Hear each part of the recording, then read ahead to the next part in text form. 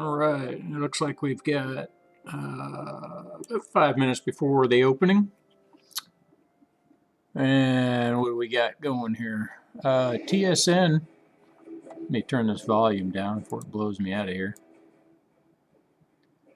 I like to be able to hear something. But yeah, this is a call. This is something that came up on the scan. I just had coincidence with a call from Mr. Jim Cramer.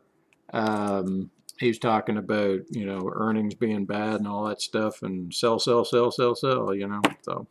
you pay attention to these guys. There's no guarantee that it's going to hit that 81.05, right? We're sitting, what, 6 cents below.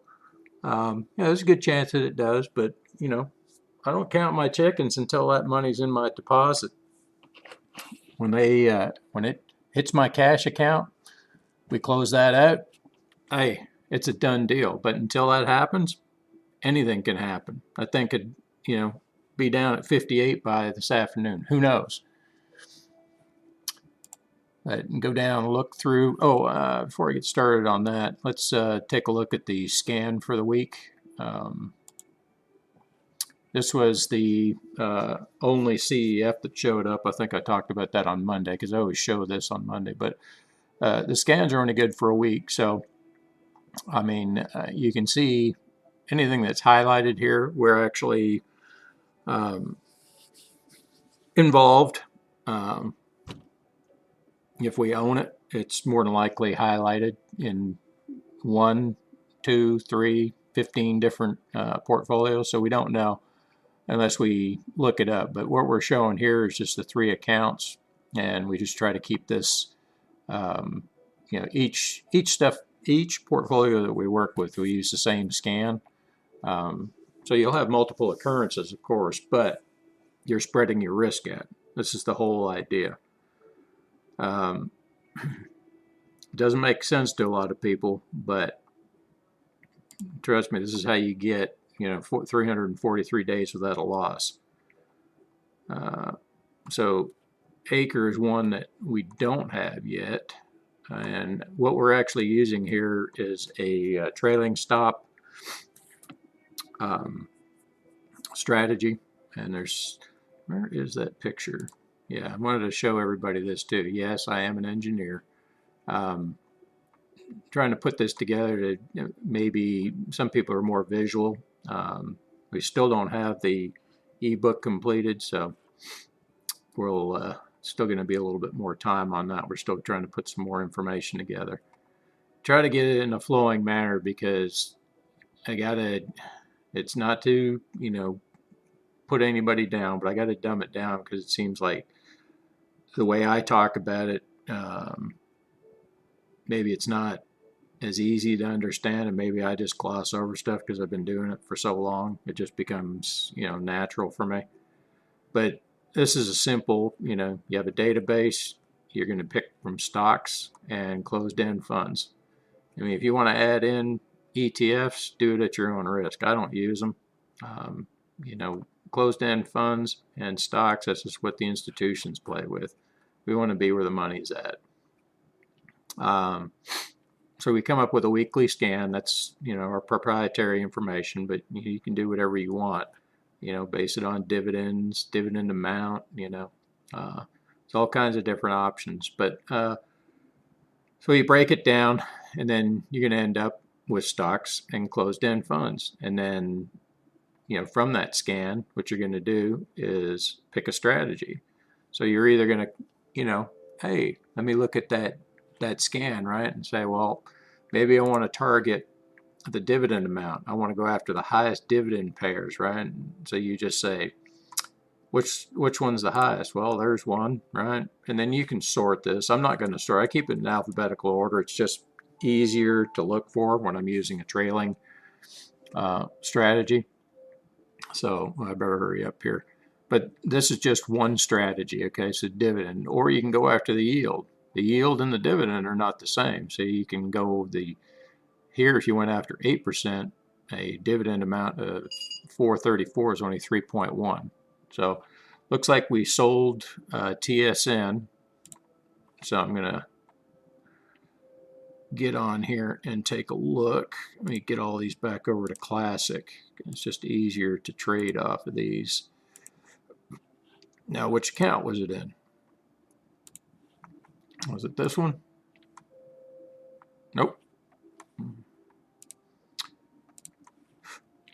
Must be this one. So 366 TSN. Okay. Now Fridays are usually slow. Everybody knows that. So we just kick back and watch and see what happens. If we get a good push up, we'll probably be selling some. But no alerts yet. Markets, well, let's take a look at what the market's actually doing. Oh yeah, push hard. I don't think we're going to be getting any alerts this morning. But let's see what BGH is doing. Last week or a couple of days ago, I was telling you that, you can't freak out when stuff goes down. You just have to have your plan in place. You're going to get paid dividends, or you're going to get, you're going to get cashed out. One way or the other. You have to be taking profits. Okay, we just sold Zion. That was bought 2 days ago. So let's look at Zion. Well, let me back up here. Let me go to TSN so we can clean up everything. Get ahead of myself here. There's TSN. Go to the chart. I'm going to copy this because we're going to post this to Twitter.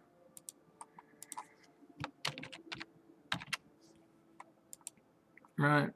So we're at. Now we can clear this stuff off. Well, let's post it first.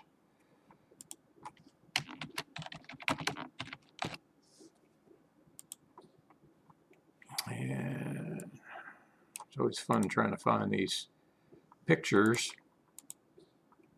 There we go. And now we're going to look for Zion. Is that on the same account? Nope.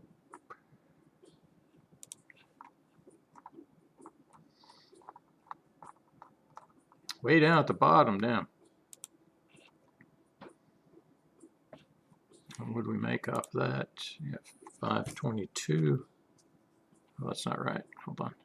416. All right, so we come down here to Zion. Okay, going to chart image that. Zion.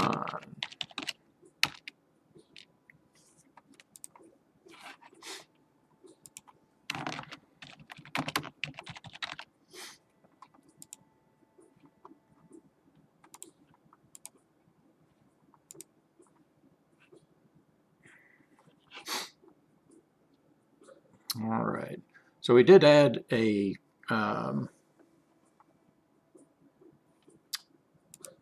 another value to our streaming. If you can see it on there, it's going to be dividends paid, and then where is it? Yeah, dividends paid, and then dividend accruals. That's one that people don't really pay attention to because they never look at their statements, so they don't know what they're actually making. They just, at the end of the month, they're like, hey, did I have it? And that's fine. If you're looking at it each week, things can change quickly in there. So you need to pay attention to it because it's your money. It's kind of like, who looks at their bank statement? Not too many people. They just look at their bill, go in there, and then all of a sudden there's this huge charge in there and they have no idea what it's from. So you have to pay attention to your accounts. It's just good advice. Don't just assume they're going to look after your money. I've never had a problem with Interactive Broker. I have had to call some others. I won't name names, but ask questions about certain transactions that took place, and I'm like, okay, so can you explain this? And they can't, and they'll reimburse you your money. So, all right. Well, what were we looking at? Zion. Oh yeah, let's get that Let's get these lines off of here since that's new. Now, because it's Friday, I mean, you can go in. Let's take a look at that scan and see TSN. It's right there, right? So we don't own it anymore, so we take it off, and so it's back there. But we're not going to worry about it because it's Friday. You just have to play the percentages. If the market crashes in 20 minutes, maybe we'll look at it. But we have no idea where it's going.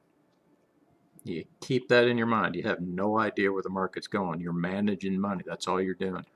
It's like, hey, I just bought this can of beans for 50 cents. Okay, well, buy it again at 25 cents. That's all you got to know. Buy it lower than what you paid for it. Otherwise, if you're putting too much money into the market and anyone underlying, this is all based on the size of your account. It's not what you think you can afford, right? Everybody thinks they can afford that BMW. It's like 80,000 bucks, and they're like, oh, okay, I can just barely make the payment. Oh, I forgot about insurance. You don't want to be in that situation. You don't want something to come up like a market crash, right? You need to have some money sitting back. Now, if you have the smaller accounts, you need to be focusing on these larger dividend yields so you can get that money a little faster. It's fine if you want to, trade, but you're going to have to go with smaller underlyings. You're not going to be able to afford, the one share, or depending on what the max shares are on it, you might not even be able to get into it based on the size of your account. But there's actually only one, I think, on this scan. None of these accounts can buy this PXD because it's below the 1, right? So 0.85. So the scan knows we set it up in a way. Like, look at this one here. So you can buy 14 shares of that, right? And that's a 5.6% dividend return. That's going to take you a little over 13 years. Maybe 12 years to double your money. And let's see what else we got here. Yeah, so there's some 6s in there, 2s, 3s. You just add all of these up, right? Just whatever one share would add up to. And you see a lot of these are, well, here's one with 6 shares, 2 shares. I just round up. Okay, except on this. Anytime that you see this, do not touch it. It's in a place where, first off, it's not paying, 224 is not a bad dividend, right? But look at the price. It's too big for this size account based on a lot of different factors. The scan tells us. Now, this, over here on the side here, this Vega tells us if you wanted to trade off the Vega, you're basically saying, hey, I want the faster movers. These things move quick in either direction. Remember, it's a 50-50. But you increase your odds of hitting. If you're looking at these ones, anything below 1, that's going to be a slow mover, right? This one here, BBN, 0.52. It's going to be a slow mover. So you pay attention to these type of things, you'll get a better idea of what's going on and what's going to make you profitable. If you look, like that one there, WMB doesn't move much, right? That one's just over. TSN, we already cashed out on that. If you stay in that 2 to 3 range, if you're using this strategy, the 5, yeah, it moves quick, right? But it can go against you as well. Seems a sweet spot with our calculations is anywhere between 2 and 3.5. If you're going to use that strategy. But I mean, you can use whatever one you want. And then we also have a limit strategy where you buy based on this number. It's basically just the dividend amount minus the actual closing price on that previous week. So, I mean, it's real simple, right? Or you can use the yield, you can use the dividend. There's also another approach you can do. We don't have it on here, but you can actually look for, over here, the dividend date. You can target it. You can say, okay, well, I want to, collect that dividend. I mean, why wait if it's a quarterly payer? Maybe one shows up and you see the date there and it's, 2 days away. You're like, well, maybe I want to grab that dividend payment. You're still only going in with small amounts. So this takes a while to wrap your head around it. It's not going to be super simple, but you have to trust the system. But as you see it over time and you develop a plan, we work with anybody. There's no charge. If you want to talk in the room, that's fine. Eventually, we'll grow to a point where people are going to be like, hey, but the ebook should explain everything. We're trying to get it down so that it's fully understandable. I mean, some of my clients that I trained on this system, they understand it so well that, I'm trying to get feedback from majority of them, because it's just, sometimes everybody learns at a different rate. So don't get discouraged if you don't pick this up immediately. This is not rocket science, but at the same time, I understand people don't pick things up, the same. Nobody's exactly the same. So what are we looking at here?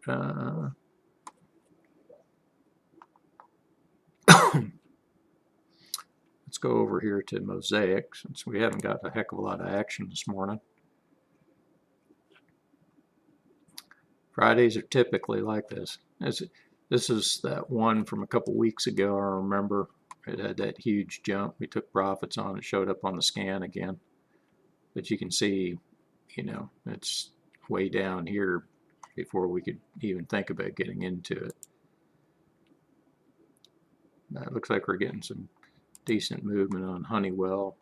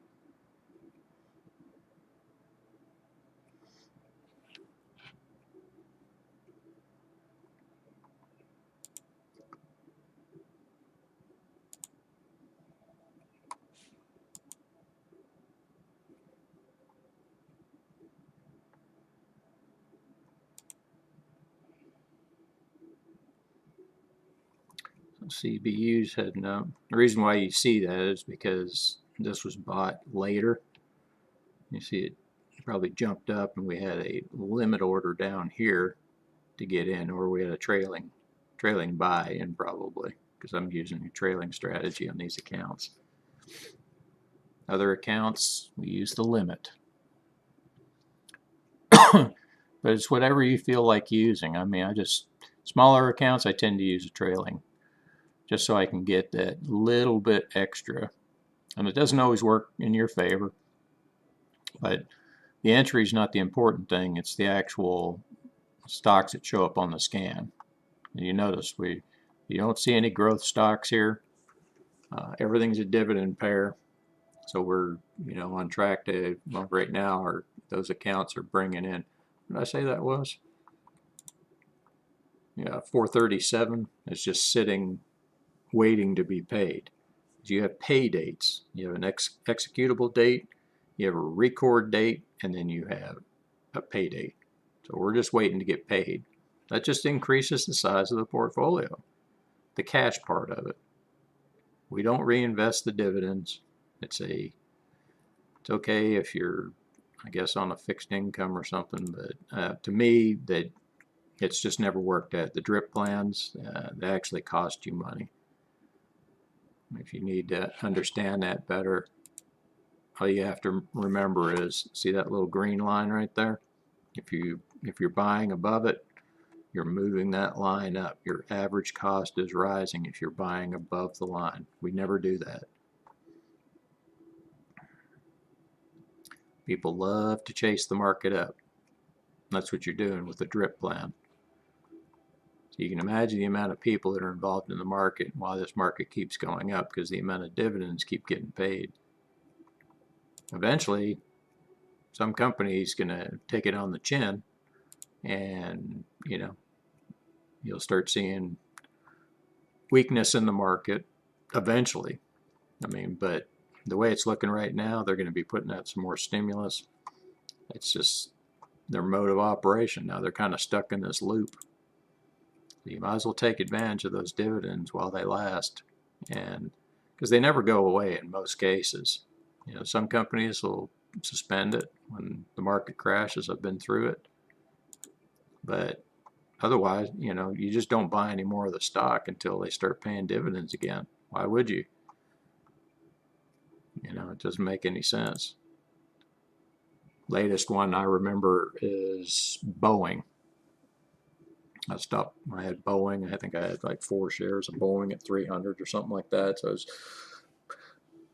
think the dividend about was $10 or something like that. So I was just looking to make a $10 move, which would be about $40, right? And there's a lot of people that trade 1 share, but the max shares on it were 4. So we don't want to be in any more than the size of the account. So on larger size accounts, the same holds true. You're just going at a different rate. So the scale is different. It's very simple. Once you understand the concept, you'd be like banging your head going, what the heck? And it's called brainwashing. If you can't manage money with a small account, you'll never do it on a large account. So that's why people are constantly sitting there thinking, oh man, I need to go down to the bank and pull a loan, or I'm going to put I got $50,000 credit limit on my credit card. I'm just going to take the cash out and stick it in and say, well, first off, you got nailed for the cash. You're going to be paying whatever percentage. You'll never make that back in the market because you're gambling, and the percentage rate's higher than what you can bring in. So cash, I don't even know what cash is at right now, like 19 or something on the credit card. I don't know. I haven't had a credit card payment in I don't know how long, or pay interest or anything. I use a credit card, but pay it off every month. Which reminds me, okay, it's only the 14th. I'm due to the end of the month. Yeah, so typical Friday. We'll see if anything happens. We might have some float up, whatever. We're fine. And you just another day in the market. Whatever happens over the weekend happens over the weekend. We come back in, we'll have a new scan, and we'll start the whole process over.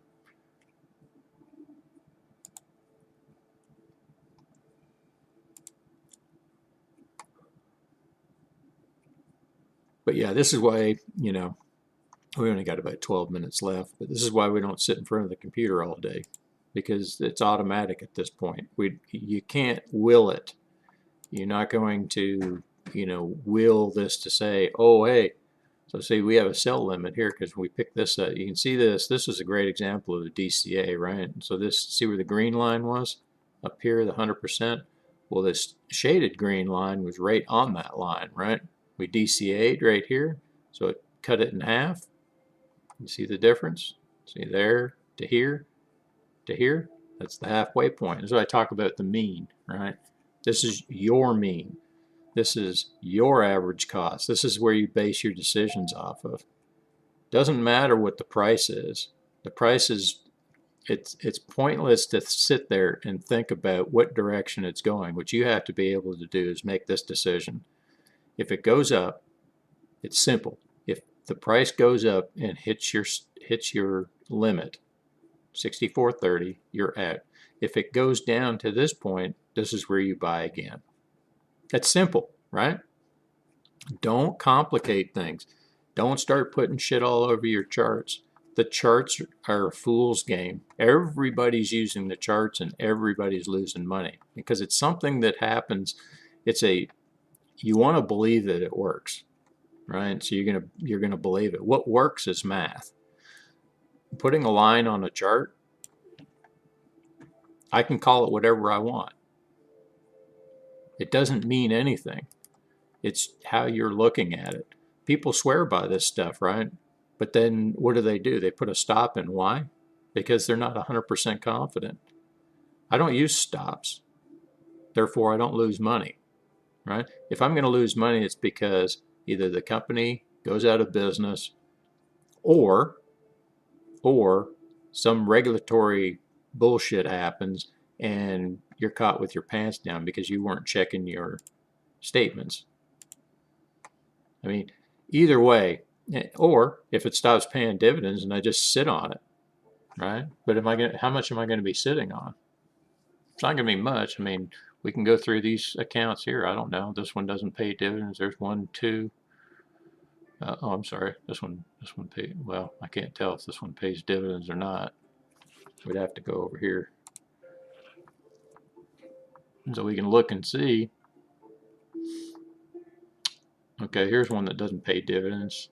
Well, that's a warrant, so that was just extra stock. This one just started paying dividends again, PBT. It was suspended there for a while. Yeah, and then let's see what else we got here. PWAD. Yeah, here's one that doesn't pay dividends. ROYTL. That's a oil producing stock. You can see you're down 435. I only have $24 left in it. Why would I sell it? Because I'll automatically realize that loss, right? I don't know. This thing could come back. Pacific Coast Oil Trust. I don't know how long we've had it in there, but I don't no, I know for a fact it wasn't a pink because we don't buy in the OTC. So it's just one of those ones that failed. And we still hadn't taken a loss, so it was just sitting in that account. But there's some in some of these accounts. These ones we've been playing with for so many years, and we just take, once it gets up to a certain level, we take the cash out because they're for educational purposes. You know, once this gets up close, this is, let's see, once this one gets up high enough, yeah, I mean, we may take some money out of this one to drop it down just to show you how you can continue to make money in it. But the whole idea is that wouldn't be a loss, us taking money out. A loss would be actually, oh, hey, we're just going to sell this and take a $1,300. That would be a loss. But taking money out of the market or taking money out of your cash account, which, you know, we have 11,000. Let's say you need $1,000 to go buy, I don't know, a bike or something. You could take it out. It's your money.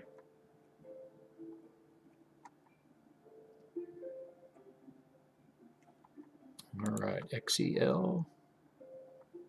Let's go back to Mosaic here. Yeah. I don't think we're going to get much movement today. Just a lot of weird stuff going on. Nobody knows.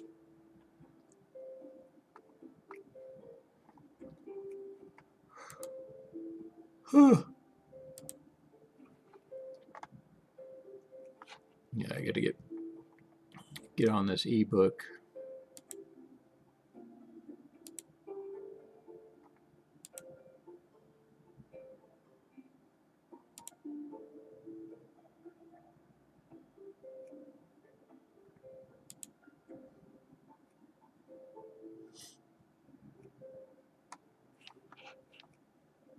RJF. I think we bought that this week, or maybe last week. No, it had to be this week.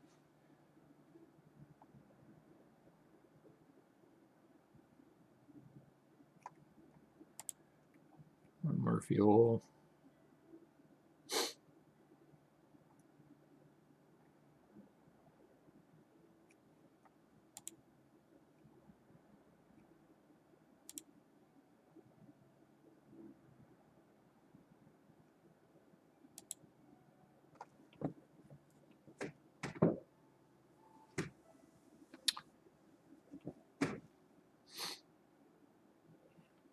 And this is a LDP. These These are your CEFs. Right? They're the constant pairs that we like. It's where you see it just keeps on. Like, I don't care if these ever hit up here. If we get to max shares, and yet let's say you had 20 of them and they're all paying you $30 a month. I mean, that's $600 a month just on a 20, is 20 or $30,000 account. Might be a little bit bigger than that. Can't remember what the numbers were. There's so many different ways to do it, but number of occurrences is what you have to remember. And that means you need to trade. That's how you're going to increase what you make. It's not going to come from, oh, hey, I just need to, put more money into that dividend paying stock. And sure, yeah, you'll make more money, but it's still a smaller percentage of what you could. They don't want you to do it. They want you. That's why for a long time, we call commissions were so high. I can remember days when commissions were $50. And you had to call it in and everything else. And then with the advent of online trading, then you started seeing these discount brokerages come up, and they were like, oh yeah, $7 a side. And I said, yeah, that's kind of crazy. I said, well, here's one. Back 20 years ago, an interactive broker was $1 per side. Guess what it is today? $1 per side. But, I mean, you can trade on your TD account, 0 fees. You can trade on your E-Trade account, 0 fees. I think Fidelity has 0 fees. They all have 0 fees. Interactive Broker is one of the few that doesn't. But they take that back. They do have it on their IBKR Lite. I've never used it. It's just not as fancy as this one. I mean, this thing has so much functionality. It's crazy. I don't even, use half of it. Not even a quarter of it. Maybe 2% of its capabilities, but I like to keep things simple. I found that's always the fastest way to better profits. What ends up happening is you get that analysis paralysis when you start putting too many things on your charts. There's not a single thing on this chart. I don't have a moving average. I don't have nothing. Right? And people say, well, how do you know when to get in? And I was like, well, that's where the experience comes in. That's why we put a scan together. That's the only thing that we require of anybody that wants the scan. It's $5 a week. Simple. Other than that, I mean, you can look at the profits here. It's all based on the size of your account. So, if you're interested in that, 10 to 20% gain, then learn how to do this. I can't tell you what to invest in because that's not ethical, and I don't have favorites. I don't care what they make. I'm not going to tell you ExxonMobil's better than Valero. No idea. But if it comes up on the scan and it does what we want it to do, we just rinse and repeat. We go back to this, right? You have your stocks, weekly scan. Out of that comes stocks and CEFs. You pick your strategy. And you may have some other strategy. Maybe you want to use indicators. I don't know. But what this will allow you to do, this is your entry point here, right? You get in, now you have multiple orders. But you've got to be consistent. Pick one and work it. Watch and see it happen.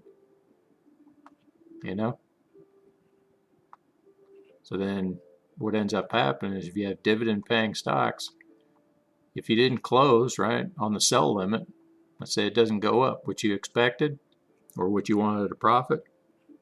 So now you sit back and you collect dividends. Okay? It all turns into cash. And what's that cash for? Going back into the system. Weekly scan comes out. Here you go. Pick a strategy. Do whatever you want. You pick one, not all, you pick one. Work that strategy. If you have 2 accounts, maybe work one strategy on one strategy on the other. You have to be clear in your head what you're doing. Don't just be like, yeah, I'm going to buy it at 20 bucks and I want 40 for it. Understand what the mean is. We'll go more in depth than that in our ebook when it comes out, so people can get a better understanding. And it takes a while, trust me. Everybody seems to have a problem with the mean. I don't know what the problem is, but it's not a hard concept. But when the light bulb goes off, most people will never trade another way, and they'll always have their accounts making money through dividends.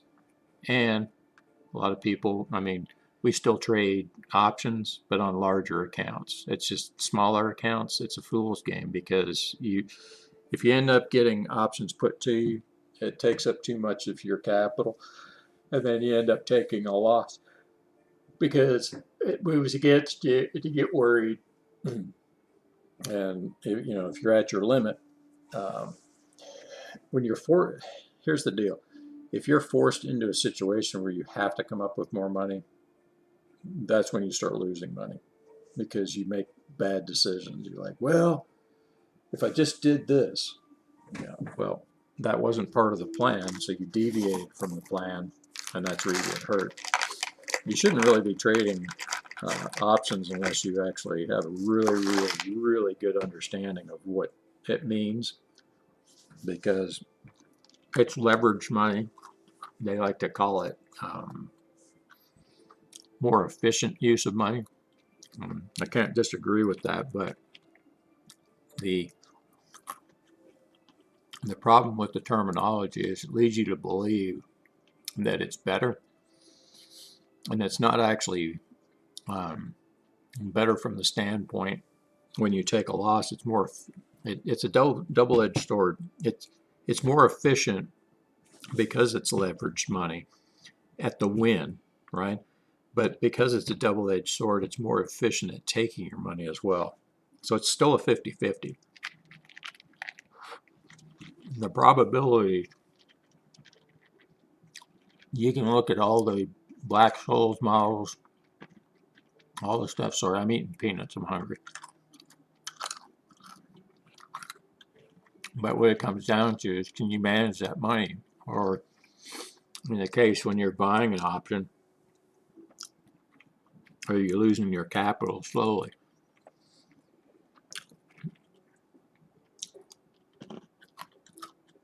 There's some guys over at Tasty Trade, Tom Sosnoff and Batista.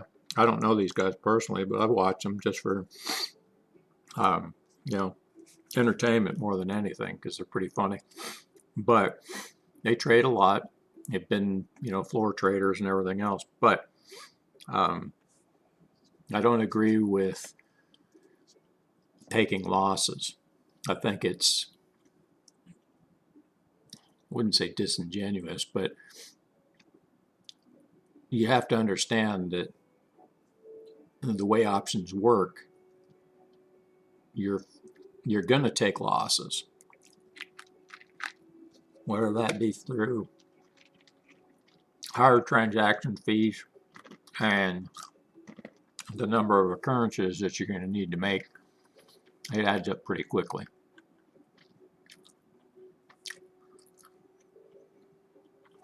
But yeah, other than that, looks like it's going to be a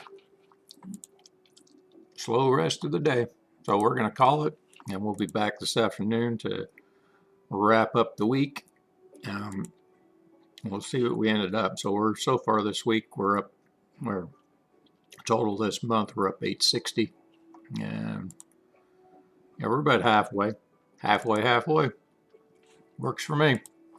Anyways, have a good day. Have a good Friday. And we'll see you this afternoon. If not, whenever you're watching these, just remember, no FOMO and no YOLO, and do not lose money. later on.